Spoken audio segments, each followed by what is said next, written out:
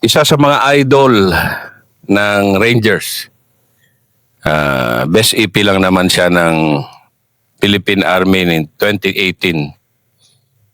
Birador sa Lamitan Siege kasama ng kanyang course director si Ranger Ginolbay.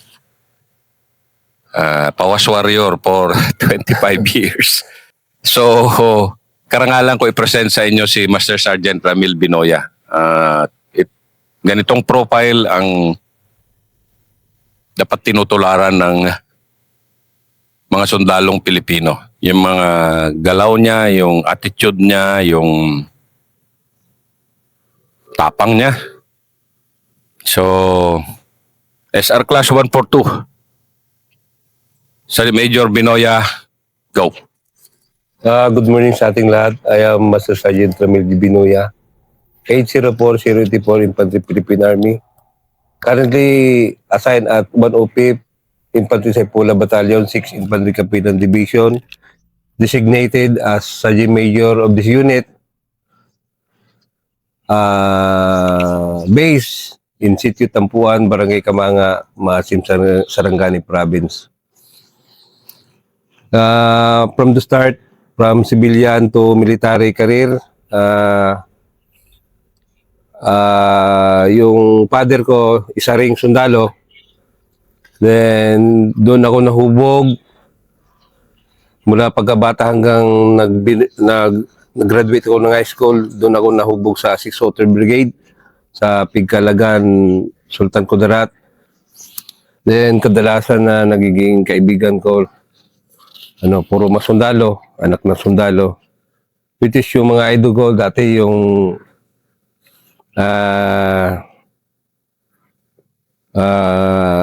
palaging doon nagabili sa tindahan ng mother ko yung six company. Yung mga 6 company, mga idol ko yan.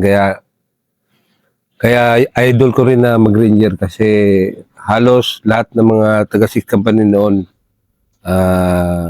mga kaibigan ko. Mula kay Lit Lucero, kay Sir Binluan, kay Sir na Patrimonio, yan. Mga ko yan, mga kasama ko yan sa basketball noon. Which is noong nag-graduate ako ng high school, sabi ng airpat ko, gusto niyang mag-continue ako ng pag-aaral. Sa akin naman, parang ayaw ko na mag-continue kasi gusto ko na magsundalo. Dahil nakita ko rin na yung father ko,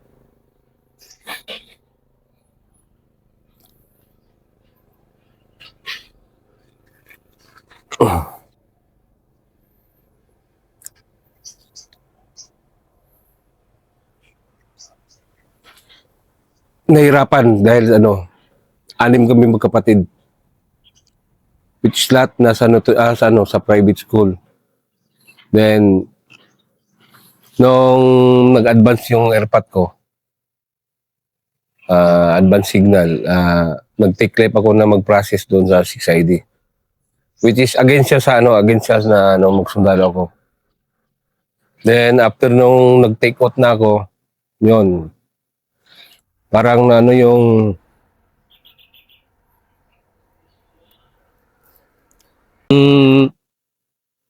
after nun, nagalit yung airpat ko kasi nagsundalo ako.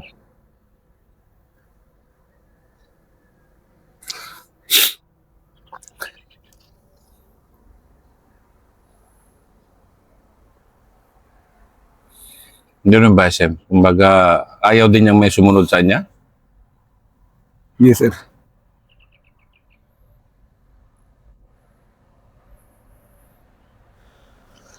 Ang Pigkalagan na sa Sultan Kudarat na bayan. Matagal ng kampo yun. Yes, sir. Kami, sir, 1987 doon na kami. 1987 kasi nasa yung airpat ko doon, sir. Then after nun, sir, 4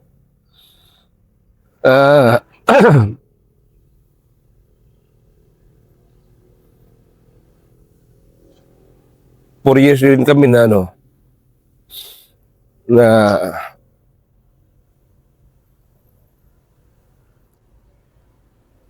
hindi nagbatay ng airpot ko. Dahil nagsundalo ka. Yes, sir. Then,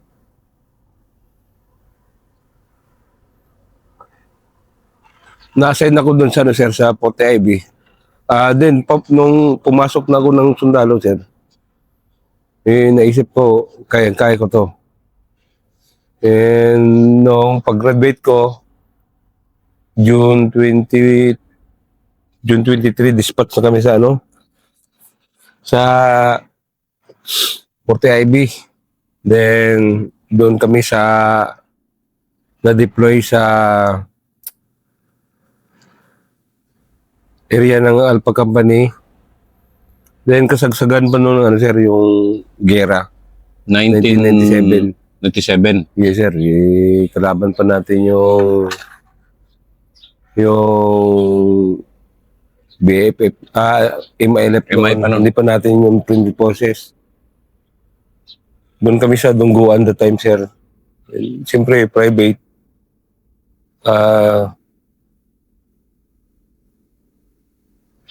Yung leadership ng aming commander, si Sir Agustin dati, si Master Agustin. Kasi no man's land yung area na yon, which is yung ginagawa namin, minsan, alam mo natin noon na yung sahod namin noon, 5,000, then SA noon, allowance noon, 800. Which is, kami mga private, ang ginawa namin doon, kasi open field yun eh. Then, may mga pawas-pawas rin kunti. Yung walang duty, minsan magpunta kami doon, mag-survival kami, kuha kami ng mga tilapia, mga ganun. Then after nun, sir, yung ano talaga, nung nagplan yung MILF na harassment kami, kasi dahil nga sa malayo na, sir, then mahirap yung critical yung daan. Pinuntahan kami ng ng tropa ng Alpha Company kasi under naman kami ng Alpha Company noon, sir. Kasi hindi kami mag-contact, sir. Kasi ang plano noon na mag-withdraw kami doon, i-abandon namin yung detachment. Kasi may plano na harasin kami, sir. May plano na harasin kami. After nun, sir, hindi talaga kami na-contact. Nag-decide yung company commander namin nun, sir. Nag-decide na puntahan kami, sir. Then, nagpaputok pa sila, sir, para at least ma-alarm kami. Then after nun, na-alarm na kami, sir. Kasi mga private, sir, wala pang wala pang mindset na mga sir ba? Wala pang ideas. Yun, asawa ng Diyos, napunta kami doon. Then, lahat ng mga gamit namin, siyempre, bagong graduate, sir, ang daming gamit noon. Para kaming mga kalabaw noon, lakad, malayo pa yung nalakaran namin. Tapos mga alas 10 ng gabi na yun. After noon, sabi ng mga senior namin, yung si Sergeant Villagracia, nabuti na lang na kayo, hindi pa kayo naharas. Then after noon, mga 1 p.m., sir. Yun na yung sir.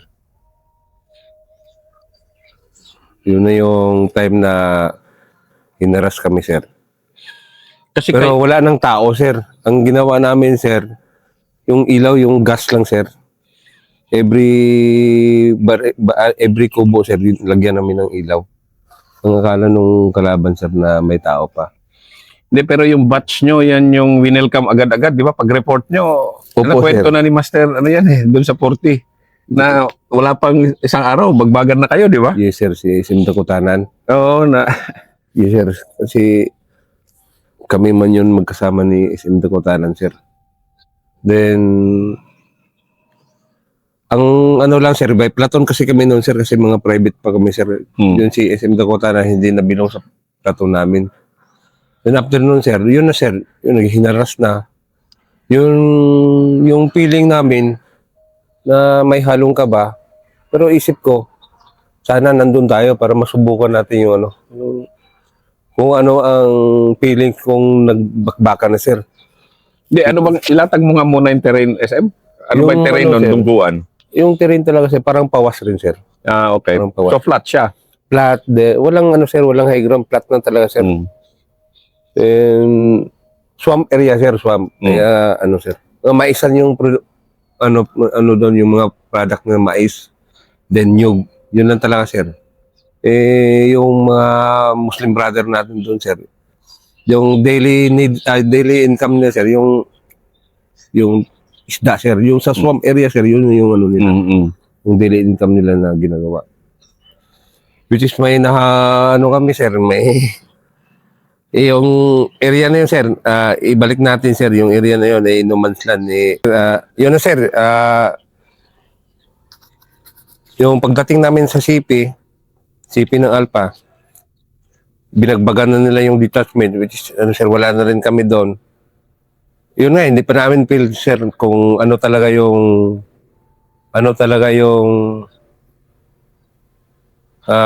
maramdaman mo kung nasa encounter na talaga. Then after nun sir, nag-jam kami. Doon na naman. Doon kami nagjamok sa Litingan sir, sa batalyon mismo. After nung jamok sir, na-deploy na kami sa every company naman. Then na-assign na naman ako ng ano sir, ng Bravo company doon sa ano area ng Gukutan.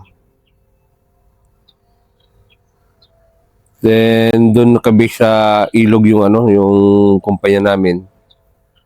Yung karanasan sa private, siyempre normal na yung mga reception.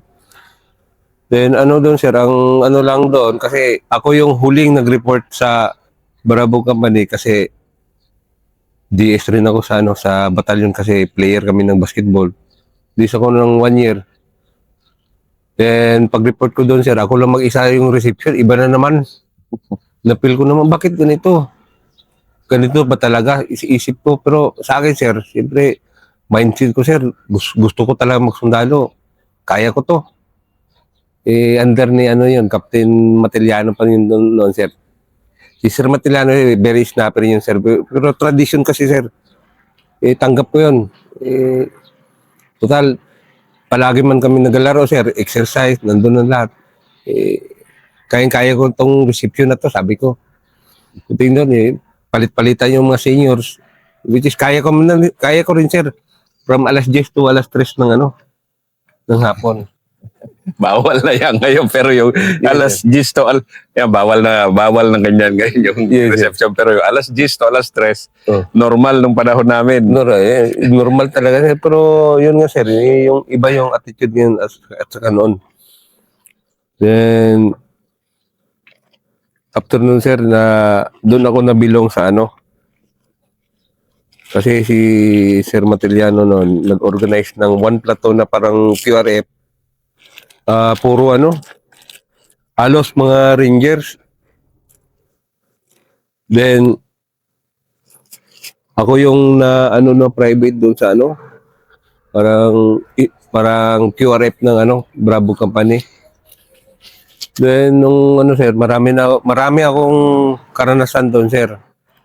Regarding sa leadership, then how to ano sir, kasi ako sir, anak ako ng sundalo sir hindi Anong advantage SM na anak ka ng sundalo at na-expose ka sa sundalo na maaga? Yung ano po sir, yung alam mo na paano makipagsalamuha sa sundalo sir.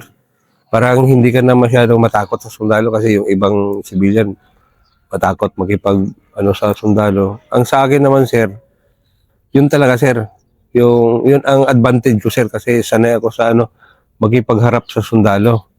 Ang problema ko lang talaga, sir, kasi the time, civilian pa ako, sir. Hindi ako marunong magluto. Kasi yung father ko, sir, basketball lang ginano niya sa akin, sir, gina-train. Moron, ano, sir, yung sports. Which is, pagdating ko sa sundalo, sir, pagka-private ko, nagproblema ako, sir, kasi ano, siyempre, junior ka, sir, ikaw talaga yung tagaluto. Lahat-lahat. Kumbaga, package na. Then, pagdating doon, buti na lang siningit yung kabat ko rin, si Private Ilnasin.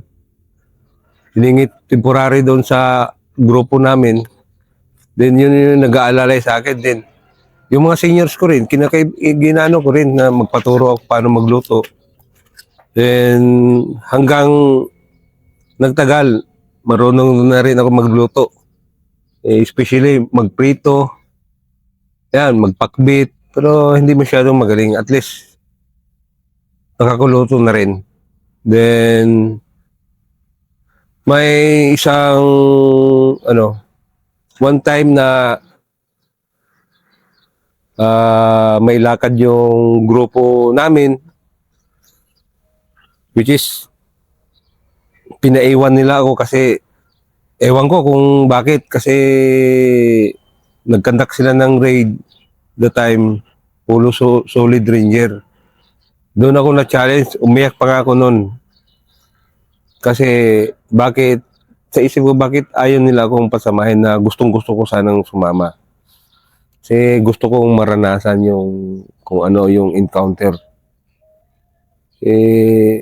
Yun, umiyak na lang ako. Naisip ko sa sarili ko, time will come, magiging scout ranger na rin ako.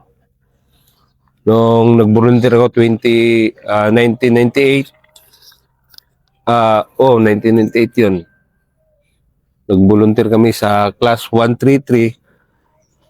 Pero hindi kami pinalad kasi kinuha nung 38 IB. Hindi kami nakuha sa sa 40 IB. Then, pero nagpa-schedule na rin kami hanggang na-accommodate ako doon sa sa class 142. Nung pag class 142 ko, very thankful din ako kasi si dating company commander ko, si Captain pa noon, si Captain Matiliano, binigyan rin kami ng allowance papuntang regiment. Noon, highlight na to, pagdating doon sa regiment, akala ko, cool lang. Siyempre, laking Mindanao ako, sir. Pagdating doon sa airport, akala mo kung sinong siga kasi siyempre naka-full pack. Naka-US patig pa kami the time. Tartarake, sir. Then, sinalubong pa kami ni tatlo kasi kami, sir, na nag-ranger sa unit namin, si Ranger Nabayra at saka si Ranger Celestial. Tatlo lang kami, sir. Then sinalubong kami ni Sir Noli Di Castro. Lalo kaming na-inspire, sir. Ganito pala dito sa Maynila, sabi ko. Pagdating namin doon sa sir, sa San Miguel, doon na sa SRTS. Doon pa lang sa gate, ang dami ng saywar. Puta, naman kami, sir, kinabahan na naman kami. Ano kaya ito dito? Dating doon, libre registration. Then, hindi pa kami nag-qualifying. Ako na yung naunang, nahuli ng, EI. Siyempre, may gwardiya, 10 minutes yata yung 10 minutes lang yata yung duty namin. Then, siyempre sa sobrang pagod din siguro. Nakita, nagdosing. Doon ko na naranasan, sir, na ganito pala yung Ranger, siguro. Pero hindi pa yun, sir, kasi po yun nagpa-register pa lang kami. Nagka-open na kagad ako. So, nagka-lizard tuloy ako.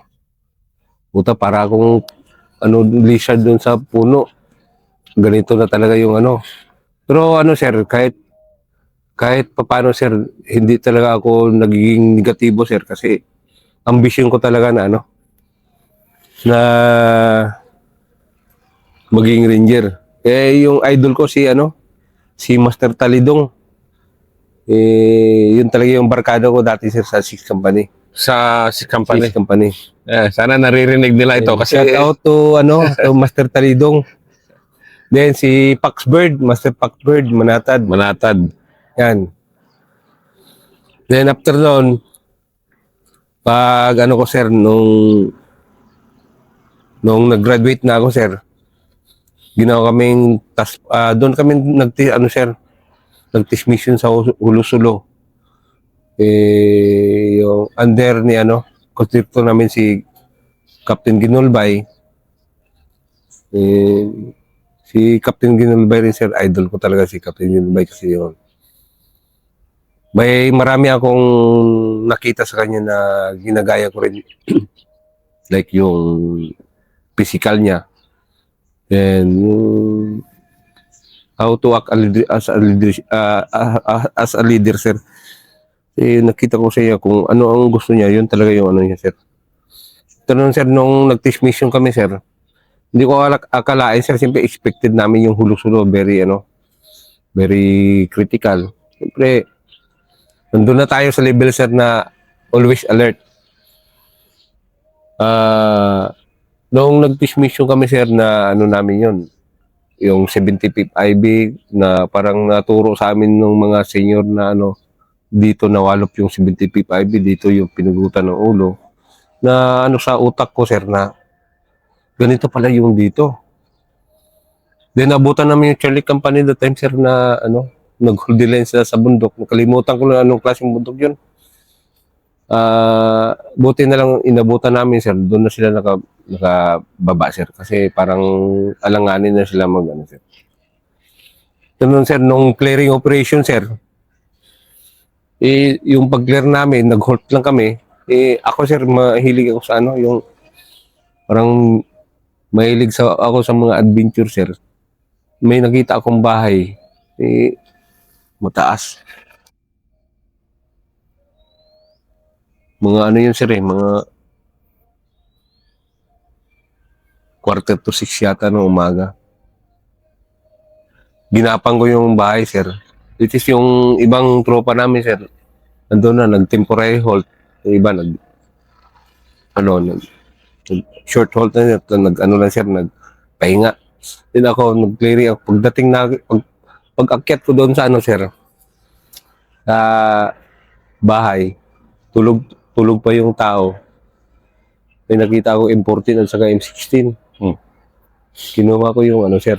Yun ang first namin na sir, na nakuha nung sir, nung pag-test mission namin.